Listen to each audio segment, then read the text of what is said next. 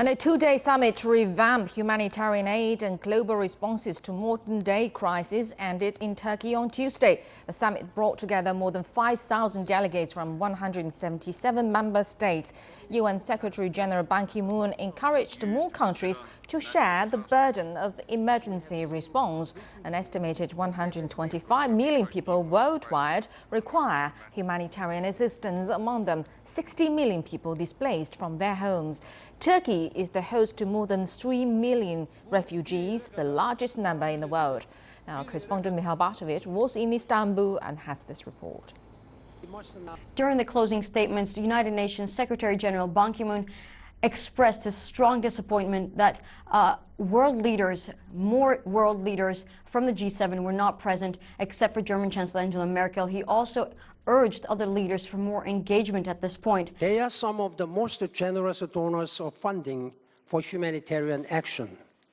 But I urge their greater engagement, particularly in the search for a political solution. The pledges are still coming in. So far, more than 400 member states, organizations, and other groups have made some 1,500 commitments. These will kickstart transformative change from the top down and from the ground up. Now, in terms of concrete agreements, there was one significant agreement that was signed between multiple agencies, including UNICEF, United Nations Refugee Agency, and the World Health Organization, and it was backed by the World Bank and the International Organization for Migration. Now, they hope that with this agreement, they can aim for more aid and to combat crises as well, and also to prevent conflicts before they actually start happening.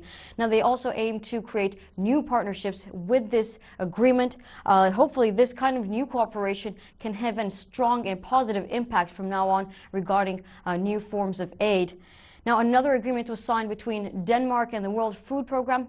Denmark has pledged more funding, flexible funding to the World Food Programme between 2017 and 2019. So this is also a positive outcome of this summit. Meanwhile, there are many challenges that remain for the summit as well and for the system, because leaders here have been discussing that the system right now is broken, that a new structure is needed.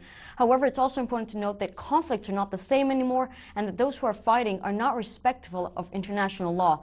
Let's listen to what Belgian Deputy Prime Minister had to say on this. People are suffering because the basic rules of international humanitarian law are being violated time and time over again.